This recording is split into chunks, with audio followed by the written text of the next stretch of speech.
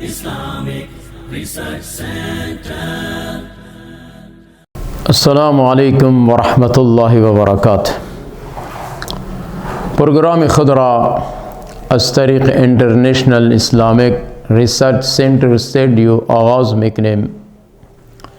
ان الحمد لله نحمده ونستعينه ونستغفره ونعوذ بالله من شرور أنفسنا ومن سيئات أعمالنا. من يهده الله فلا مضل له ومن يضلل فلا هادي له. وأشهد أن لا إله إلا الله وحده لا شريك له وأشهد أن محمدا عبده ورسوله.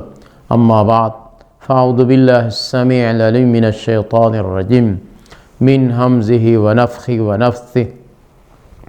رب اشرح لي صدري ويسر لي أمري واحلل عقدة من لساني يفقه قولي. اللهم رب زدني علما رب زدني علما رب زدني علما. أعوذ بالله من الشيطان الرجيم.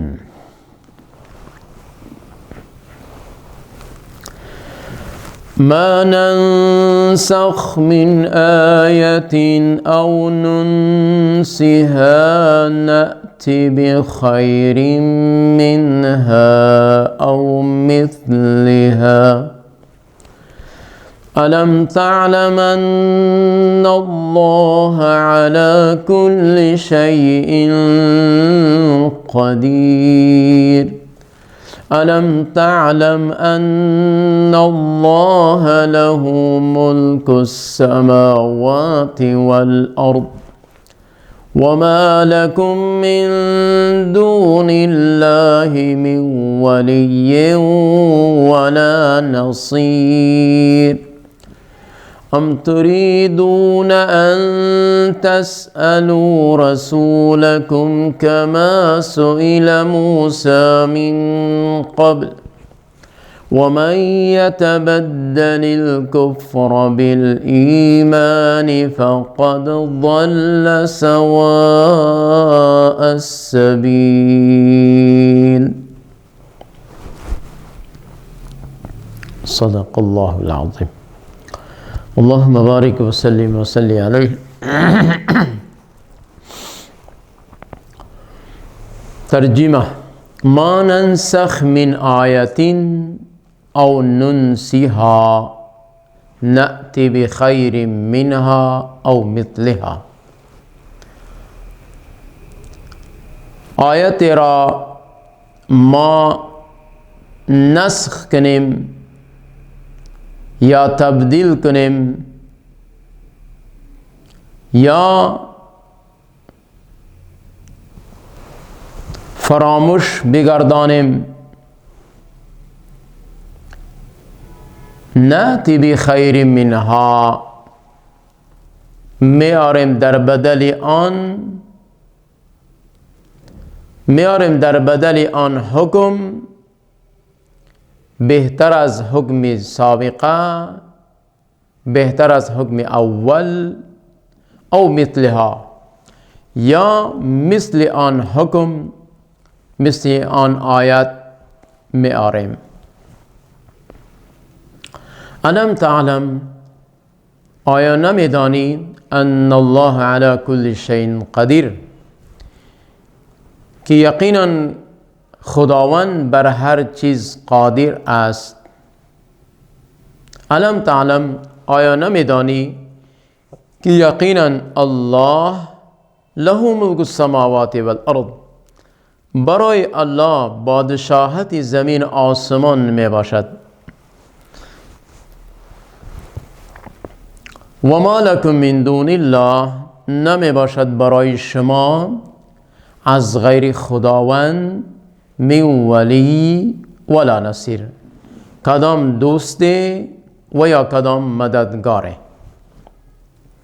ام تريدون ان تسألوا رسولکم، آیا شما اراده دارید این که سوال کنید رسول خود را، کما سئل موسی من قبل، چنانچه سوال کرده شد موسی علیه السلام را پیش از این. چنانچه موسی علیه السلام را قومش قبلا سوال کرده بودند و من یتبدل الکفر بالایمان، شخصی که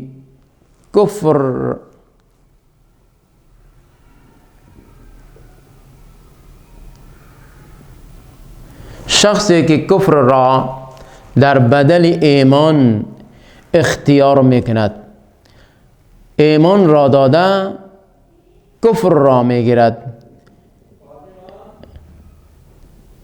ایمان را به کفر تبدیل میکند، فقط ضل سوا السبیل، به تحقیق گمراه شده است از راه راست.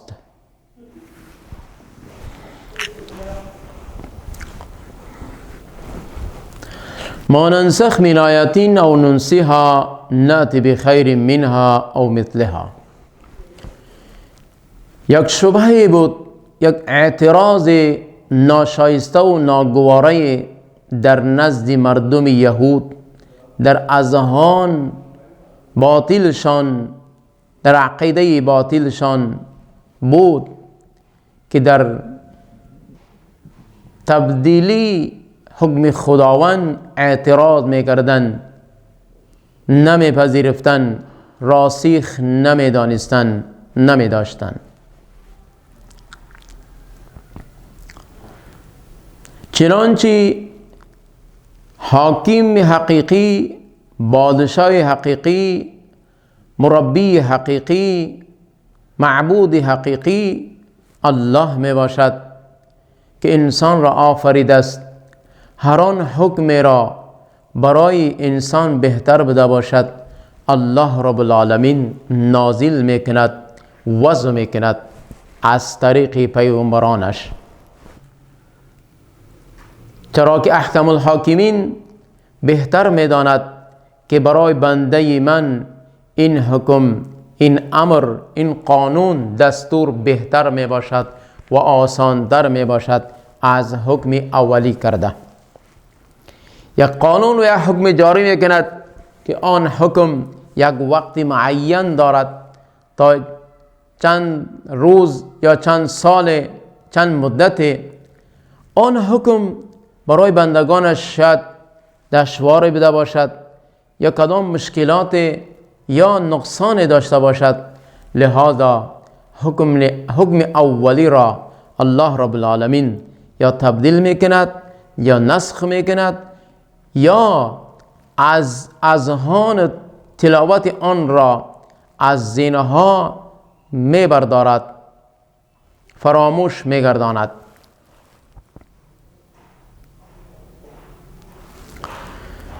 نسخ گفته می شود تبدیل کردن یک حکم را در جای حکم دیگر.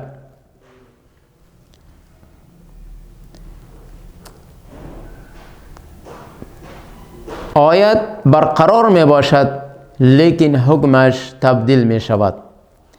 ننسی گفته می شود فراموش گردانیدن که حکمش هم از بین می رود، می بردارد و لفظ را هم می بردارد. الله رب العالمین از ذهنیتها تلاوت آن را در اذهانهای مسلمانها خارج می کند. نه تلاوتش باقی می ماند و نه حکمش. اعتراض مردم یهود این بود که این چطور رسول است و این چطور قانون کتاب است که امروز یک حکم است، صبح دیگر حکم است. لہذا چنین رسول را، فرمانش را نمیپذیریم و چنین کتاب را ما تقاضا نداریم، قبول نمیکنیم. یک کتابی برای ما بیار تا که ما آن را مطالعه کنیم، بخوانیم، تازه کتاب بده باشد.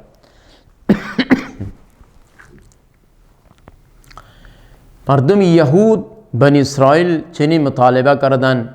این از نگاه زید و تکبر و عناد حسد آنها بود اگر نه این مسائل نسخ، مسائل تبدیلی احکام از حضرت آدم علیه السلام گرفته سلسله به سلسله حضرت نوح و غیره دیگر پیغمبران، حضرت موسی علیه السلام بر محمد رسول الله صلی الله علیه و آله و سلم این چنین احکام ها تبدیل می شدند. به طور مثال در زمان نبوت آدم علیه السلام خواهر برادر به یک نکاح جایز بود، حلال بود. همچنین در زمان نوح علیه السلام بالآخره حضرت موسی علیه السلام آمده این جایز بود، لیکن در تورات الله رب العالمین این حکم را تبدیل کرد، در جای از این حکم دیگر وضع کرد که خواهر و برادر در میانشان نکاح درست نمی باشد، حرام می باشد. و همچنین در زمانی که در کشتی نوح علیه السلام تمام حیوانات وجود داشتند، برای نوح علیه السلام و امتانش حلال بودند. بعد از نزول کشتی، زمانی که کشتی به زمین آمد، حیوانات فرو آمدند، پایین شدند، الله رب العالمین بعد حیوانات را ناجایز حکم جاری کرد، حرمت را ظاهر کرد، بعد حلال بعد حرام. و همچنین بر بنی اسرائیل همگی حلال بودند، لیکن اسرائیل به نفس خودش یعقوب علیه السلام بعد اشیاء را حرام گرداند. و همچنین در دیگر شریعت ها در یک نکاح دو همشیره، دو خواهر جایز بود، لیکن در شریعت محمدی صلی الله علیه و آله و سلم این حکم را منسوخ کرد، تبدیل کرد که در یک نکاح تا زمانی که یک خواهر زنده می باشد، خواهر دیگر را به نکاح آورده نمی شود. یک دو خواهر را یک نفر، یک مسلمان به یک وقت نکاح کرده جمع آوری کرده نمیتواند.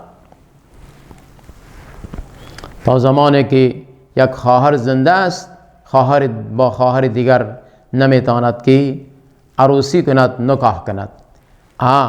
اگر خواهر اولی در نکاح است فوت می شود یا طلاق می شود، در این صورت با خواهر دوم میتواند که نکاح کند.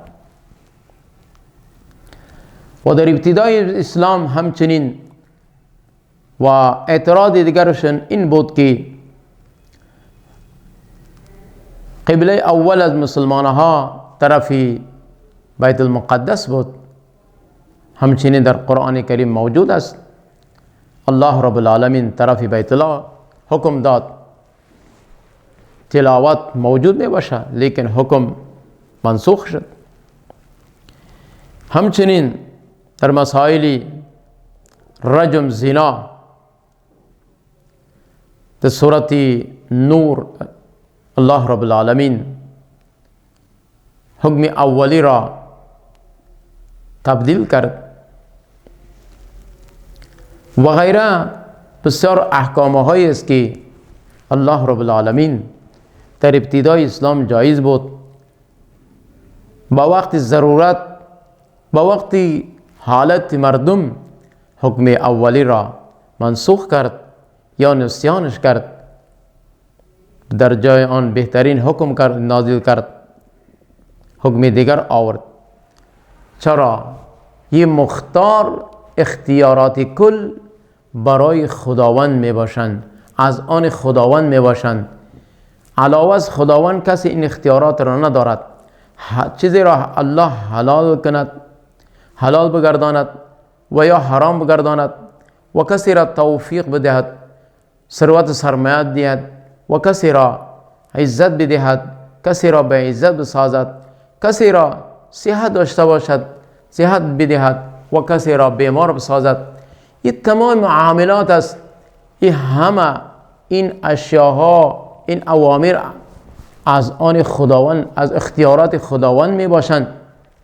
در این معاملات، در این اوامر قانون کسی را اختیار نمی باشد، نه پیغمبر، نه رسول را، نه کدام ولی را و نه کدام شخص را سرمایه‌دار بده باشد یا قدرتمند ثروت سرمایه داشته باشد، رول مردم داری داشته باشد. این اختیارات برای هیچ فرد از امکانات هیچ فرد نمی باشد. فقط مختاریت، اختیارات کل نزد خداوند می باشد و الله قادر است بر این. ارشاد فرموده ان الله علی کل شیء قدیر. الله بر هر چیز توانا و قادر است که یک حکم را از بین ببره، بالا سازد، برخاست کند و یا از اذهانه های مردم فراموش بگرداند. الله به این قادر است. حکم اولی را در جای حکم اولی دیگر حکم بهتر بیارد یا مشابه مثل آن حکم بیارد. این قدرت، توانایی از آن خداوند می باشد. مردم یهود اعتراضشان غلط، ناجایز است.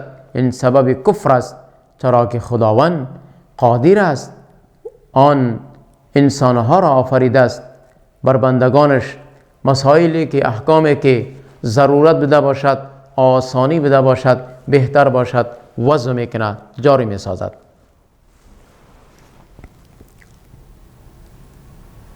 علم تعلم، آیا اینها آگاهی ندارن، خبر ندارن، نمیفهمن که ملکیت، بادشاهت، اختیارات، تصرفات آسمان و زمین از آن خداوند می باشد؟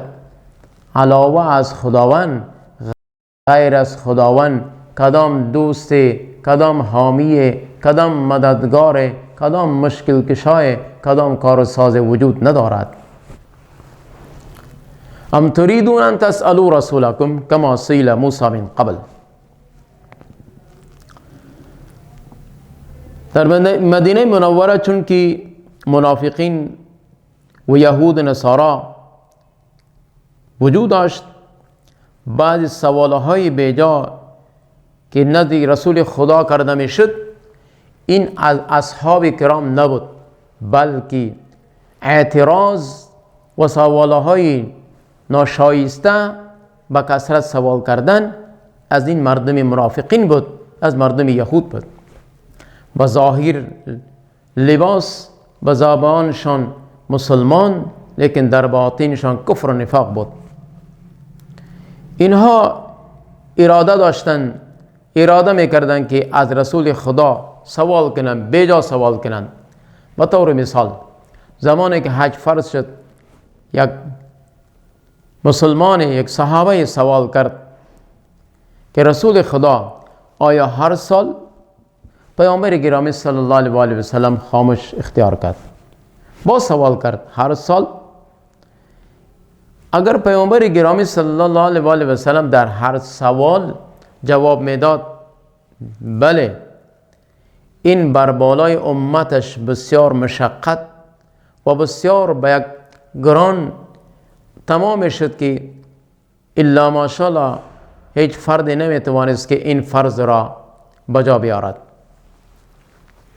لہذا پیامبر گرامی صلی الله علیه و آله و سلم خاموشی اختیار کرد و در دوره دوم یا سوم جواب داد که بلکه نه، در هر سال حج فرض نمی باشد، بلکه در زندگی انسان باید که یک دفعه حج کند. اگر ثروت و سرمایه، طاقت و توانایی داشته باشد، فرض است که در مکمل زندگیش یک دفعه حج بیت الله را اجرا بس انجام بدهد، حج کند. حج فرضیت از او ساقط می شود، برقرار می شود. خداوند من فرماد لا تسألوا عن اشیاء تبد لکم، شما بیجا سوال نکنید از آن اشیاها، از آن چیزها، از آن اوامر قوانینی که ظاهر نشده برای شما، به این معنا که برای شما حکم جاری نشده است، شما از حقیقت آنها آگاهی نداره. اگر شما سوال میکنی، چیزی رو که سوال میکنی قبل پیش از نزول آن حکم شما سوال میکنی، اگر او حکم نازل شود به سوال شما، فرض بالای شما صادر شود، قرار شود، حکم جاری شود، برای شما مشکل است که اون حکم را بجا بیارید. چنانچه مسائل مائده، چنان حضرت عیسی علیه السلام امتهاش سوال کردند، مردم انصاری سوال کردند از حضرت عیسی علیه السلام، لیکن خداوند گفت مائده دسترخوان نازل کردن مشکل نیست، لیکن اینها را آن صدای میدهم که یکی از احد من الناس را صدا نداده باشم، این بدترین سختترین صدا برای اینها صادر می شود.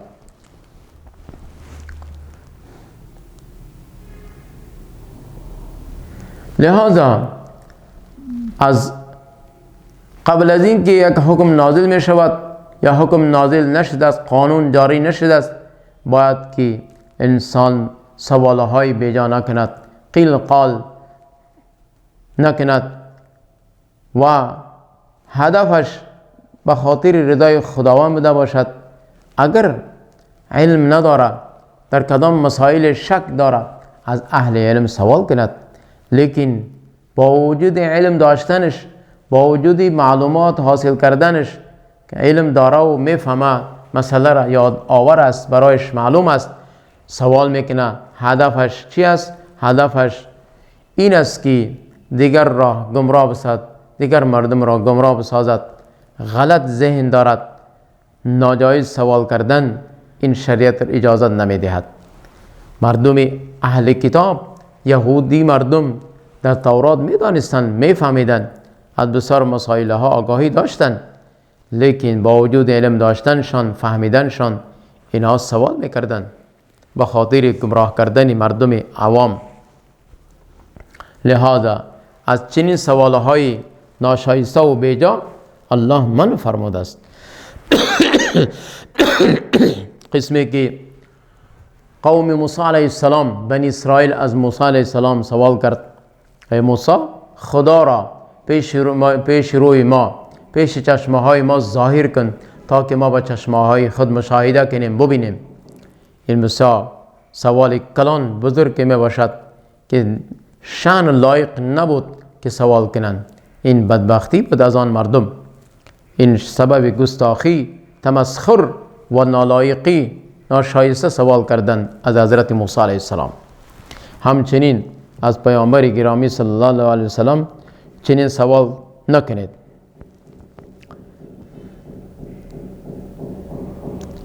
و من یتبدل الکفر بالایمان فقد ضل سواء السبیل. شخصی که ایمان را داده کفر را اختیار میکند،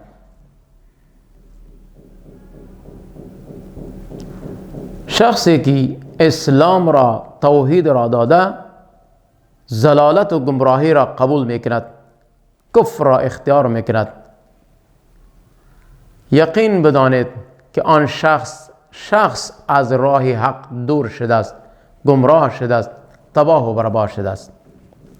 باید انسان راه توحید را، دین اسلام را، راه روشن می باشد، صراط مستقیم باشد، گفته رسول خدا، گفته خدا و رسول خدا را به دل جان قبول کند. در گفته خدا و رسول خدا دین اسلام است. این دین اسلام را محل تمسخر و مزاح نداند، به اهمیت نداند، این را رایگان نسازد. این یک مذهبی است که از حضرت آدم علیه السلام گرفته و محمد رسول الله صلی الله علیه و سلم تکمیل شده است و تا به قیامت این دین جاری و ساری می باشد. اگر شخص دین اسلام را می دهد، توحید را می دهد، در بدل دین کفر را اختیار می کند، به این معنا که دین اسلام ترک می کند، عمل صالحی که داشت توحید بود اینها را ترک میکند، ظلمات، کفر را، جهالت، شرک، بدعات، رسومات را پشتی آنها را روا می شود، با آنها عمل می کند، از هوا و خواهشات خود چیزی که در ذهنش شیطان لعین خوبصورت مزین کرد دنبال می شود و خواهشات خود را من حیث معبود می داند. چنین کفر است و چنین ضلالت و گمراهی است که این شخص هیچ وقت راه راست را برش میسر نمی شود تا زمانی که توبه نکند. با ذهنش، با عقیده باطلش، وهم گمانی که داره کار خوب کرده، لیکن در حقیقت این کار غلط است، نادرست است، سبب گمراهی است، سبب تباهی آن شخص می باشد. لہذا انسان همیشه کوشش کند که راه حق را متلاشی بده باشد، تلاش کند و گفته خدا و رسول خدا را بر حق بداند. در گفته خدا و رسول خدا قیل قال چون چرا تعویل تحریف لفظ معنا را تبدیل نکند، تغییرات نیارد. چیزی خدا و رسول خدا گفته است باید که متبع و پیروکار شود، قبول کند، چرا که راه راست، راه مستقیم، راه نجات، راه روشنی همین دین اسلام می باشد، همین توحید می باشد. و من الله توفیق. اقول قول هذا استغفر الله لي ولكم ولسائر المسلمين. سبحانك اللهم وبحمدك أشهد أن لا إله إلا أنت أستغفرك وأتوب إليك. وصلى الله على النبي.